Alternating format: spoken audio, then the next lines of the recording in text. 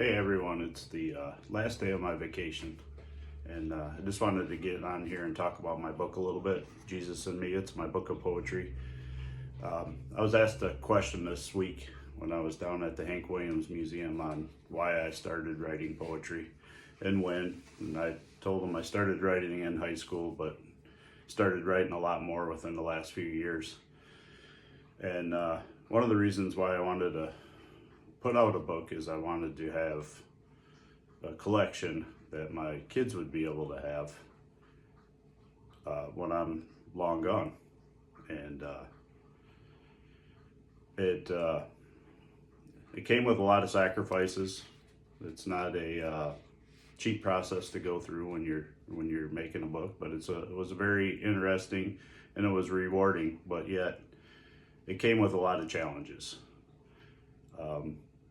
As far as marketing and getting my book out there, that's been a real struggle. I mainly use social media, and if you notice the title, it's called Jesus and Me. Well, unfortunately, on social media, Jesus has been deemed a bad name, and a lot of my posts would be restricted. And people tell me I'm insane for saying that, but I've done several different posts where I've left out the name and I've used other references, and those posts did a lot better than the ones that do.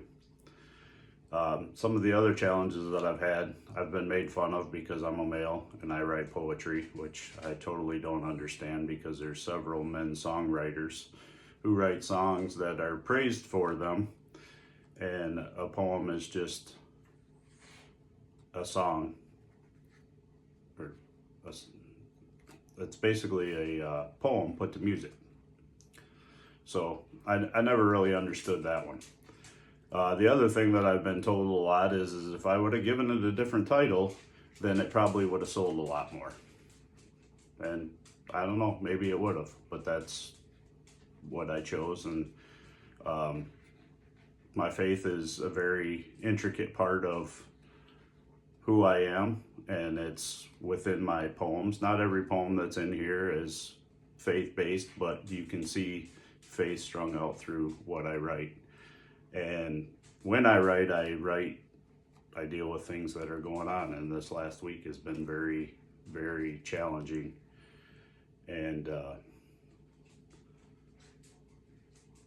I've written some about that. If you want to see that, you can go to my author's page. It's author Troy Gagne on Facebook and on Instagram.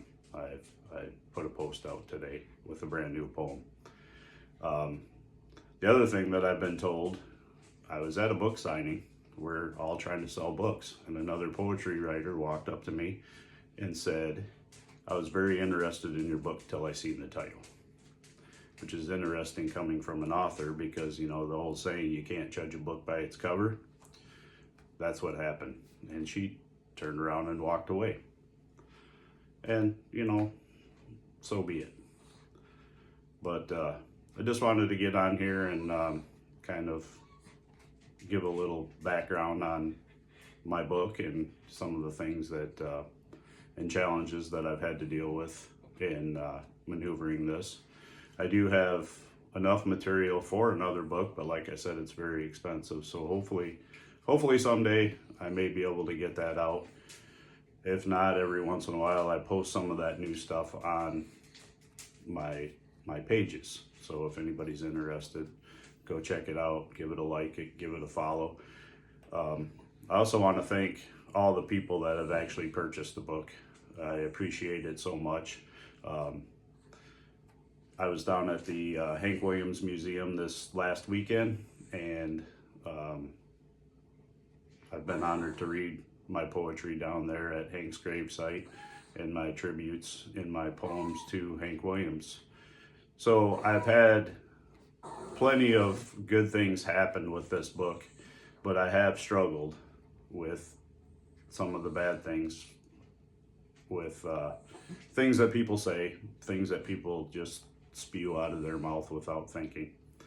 And I'm just going to end this, and I'm going to read a poem that is in the book.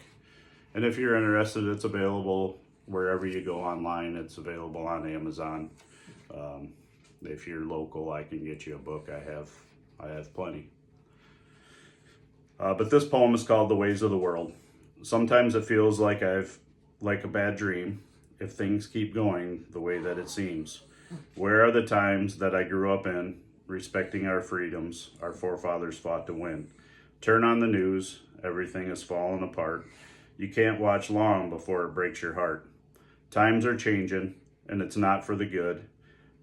Can't tell right from wrong, forget how we once stood.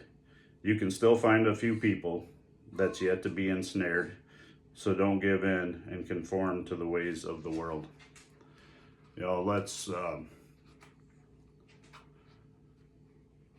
Let's get it out there that Jesus is not a bad name. Thank you.